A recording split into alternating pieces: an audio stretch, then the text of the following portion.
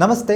इस पार्ट 2 में जहाँ पे हम BRSR के FAQs और कुछ गाइडलाइंस एंड जनरल ऑब्जर्वेशंस देख रहे हैं। तो पार्ट 1 में हमने पिछले पार्ट में BRSR के FAQ देखे और इस सेकंड पार्ट में हम कुछ जनरल ऑब्जर्वेशंस और गाइडलाइंस जो BRSR रिपोर्ट फिल करते वक्त कंपनीज़ को ध्यान देने की ज़रूरत है, जो NSE ने ये डॉक्यूमेंट फाइल शेयर किया है। तो इसको हम कंटिन्यू कर रहे हैं।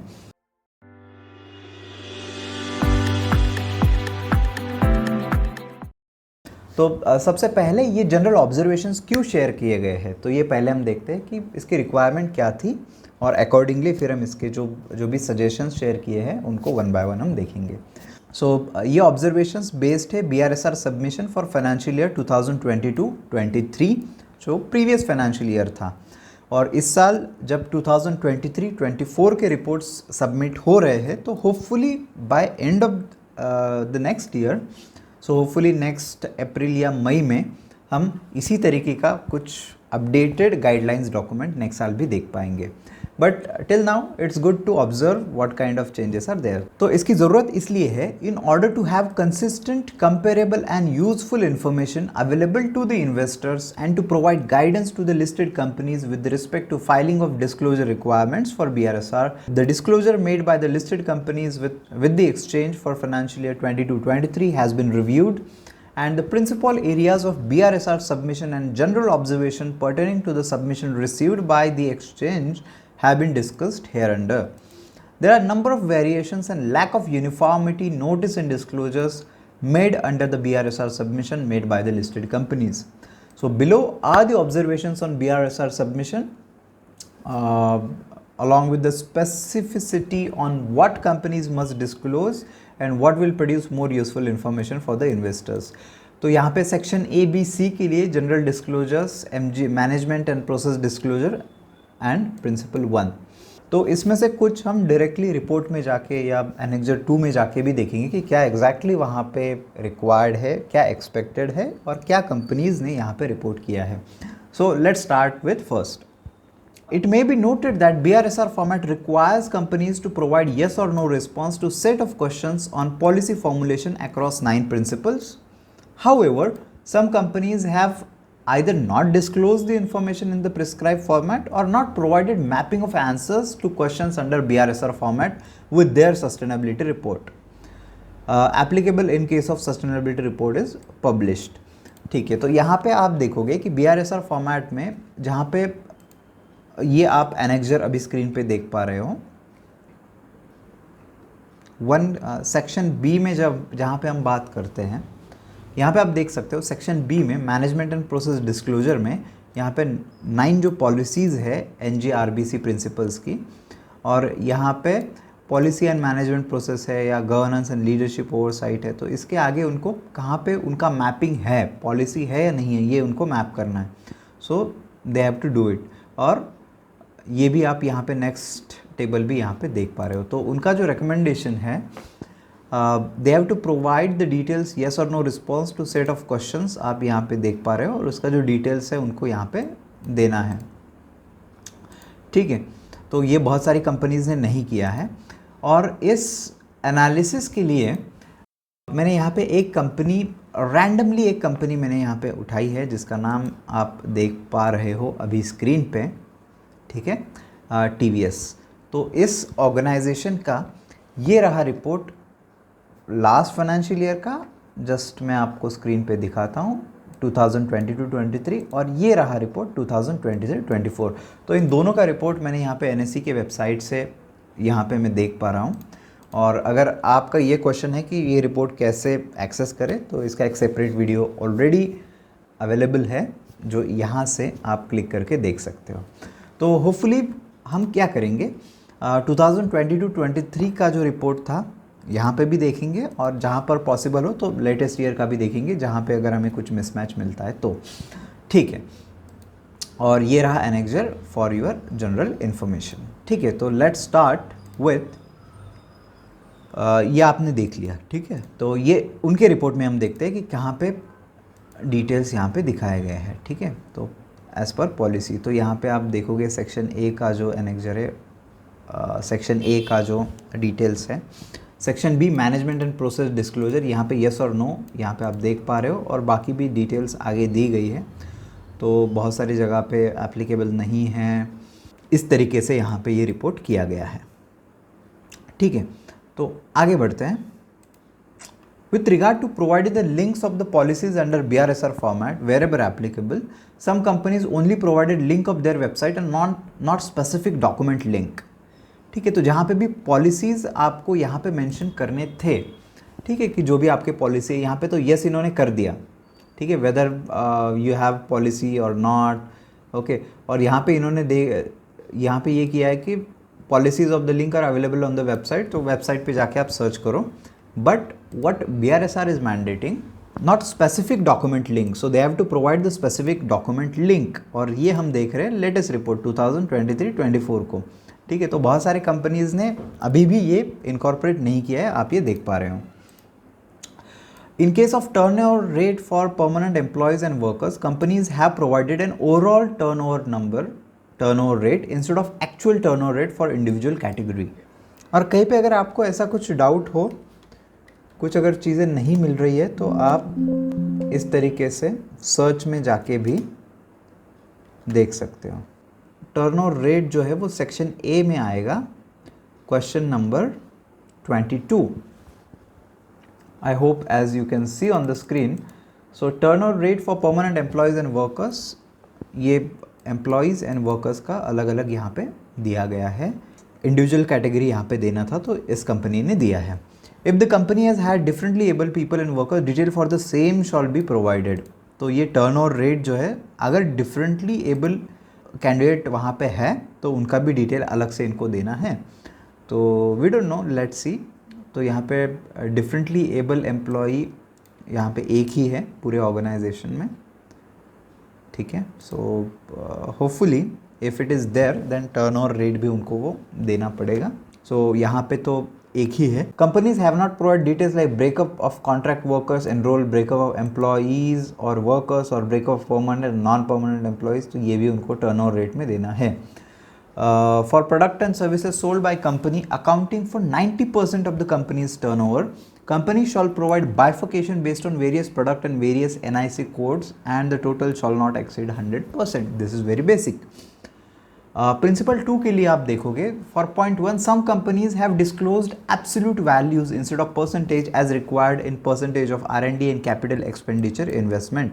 तो अगर आप एनेक्जर में जाके देखते हो, तो ये रहा एनेक्जर। प्रिंसिपल 2 में हम जाते हैं सेक्शन C।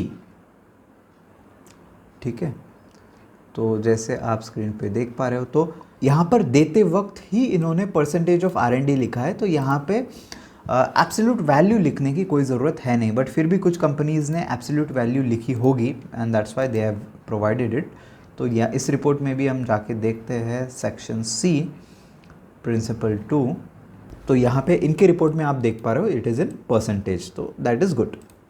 ठीक है, point 2A and B details pertaining to procedure in place for sustainable sourcing and percentage of input source, lack of uniformity was observed. So point 2A and B, तो ये क्या है? So this point 2 procedure in place for sustainable sourcing. क्या आप sustainable sourcing करते हो? क्या आपके पास ऐसी कुछ पॉलिसी है, प्रोसीजर है?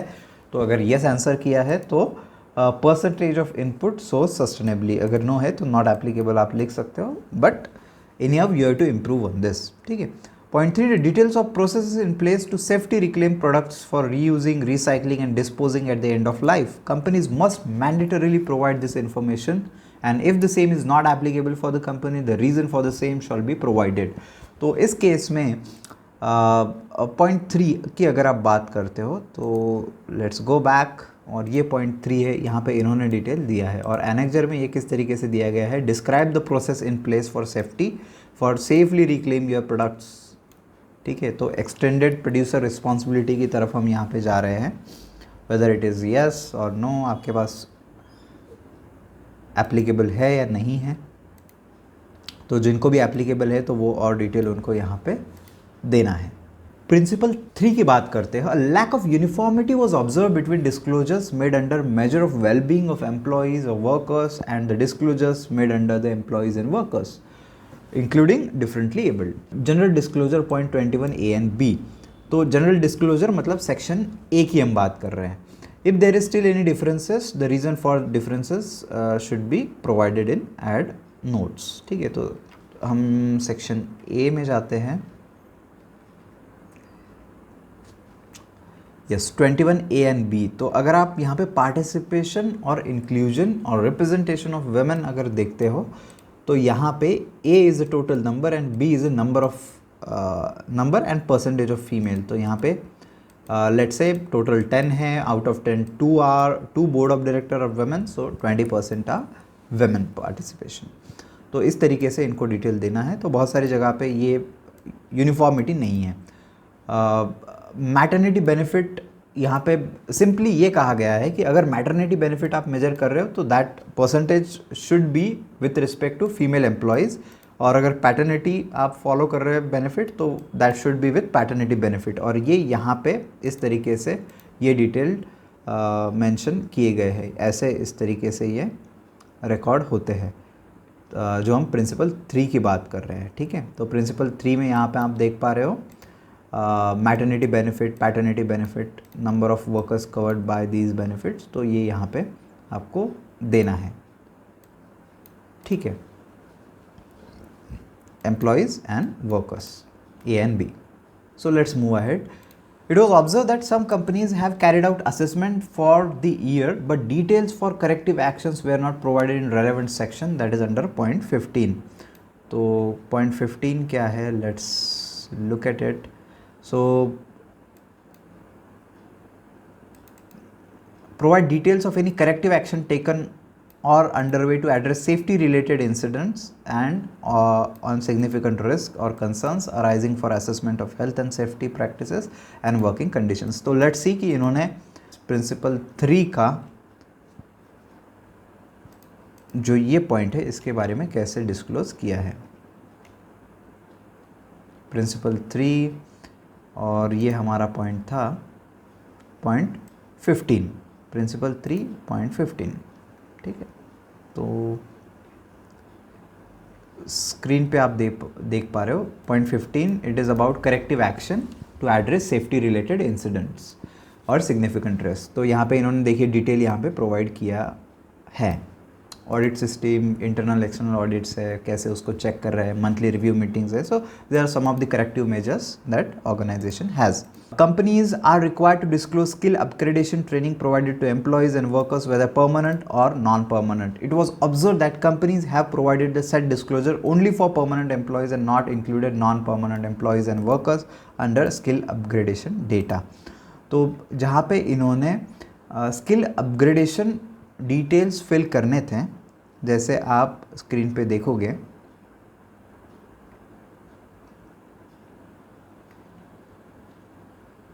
करियर डेवलपमेंट रिव्यूज़ आप देख पा रहे हो, डिटेल्स ऑफ ट्रेनिंग गिवन देख पा रहे हो। ठीक है, तो ये आपको एम्प्लॉयज़ एंड वर्कर दोनों का भी देना है। All right, so let's move ahead. Principle 5, companies have provided the details of actual remuneration of total employees, however median remuneration was not disclose for employees. तो आप अगर फॉर्मेट में देते हो इस प्रिंसिपल के अंडर उनको प्रिंसिपल 5 के अंडर यहाँ पे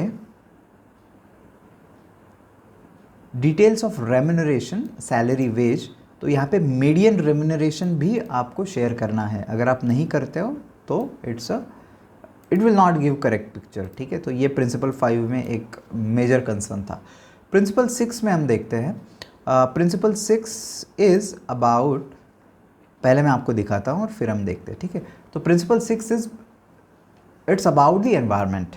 ठीक है, तो जो आपका environment related let's say effluents है या एयर पोल्यूशन है, तो ये सारा इसमें आ जाएगा, या एनर्जी कंजम्पशन है, स्कोप 1 स्कोप 2 एमिशंस आपके हैं, तो ये सब यहीं पे आ जाएंगे। तो प्रिंसिपल 6 में काफ़ी सारे पॉइंट्स हैं, इसमें से कुछ हम देखते हैं। मैं यहाँ पे पूरे तो नहीं पढ़ूंगा बट कुछ एक समरी आपके साथ में शेयर करता हूँ। तो सबसे पहला ये ऑब्जर्वेशन था कि अगर सेम सेक्टर की हम अलग अलग कंपनीज़ का परफॉर्मेंस अगर यहाँ पे कंपेयर करते हैं तो वो कंपेयर नहीं हो पा रहा है, there is lot of asymmetry. तो कहीं ना कहीं पे तो कुछ कंपनी यहाँ पे गड़बड़ कर रही है, अलग से डेटा रिप्रेजेंट कर रही है। तो this was the first point. Second was यहाँ पे सेकंड और मे बी यहाँ पे और 2-3 पॉइंट्स ऐसे ही है कि जहाँ पे यूनिट्स में गड़बड़ है। ठीक है, तो अगर आप एनर्जी कंजम्पशन की बात करें तो जूल या मल्टीपल्स ऑफ जूल्स में आपको ये प्रेजेंट करना है। एंड एनीवे आपको यहाँ पे ज़्यादा, मुझे नहीं लगता ज़्यादा यहाँ पे देखने की ज़रूरत है। जो भी यहाँ पे यूनिट्स दिए गए हैं, ठीक है, तो वो आपको यहीं पे जो यूनिट्स आप देख पा रहे हो कि total energy consumption in joules और मल्टीपल्स, तो जूल्स है, मेगा जूल्स है, किलो जूल्स है, तो इसी में आपको देने हैं। This is my understanding. ठीक है, some companies have disclose data in units other than joules, तो जूल्स को छोड़ के आप वैट किलोवाट नहीं दे सकते, आपको जूल में देना है।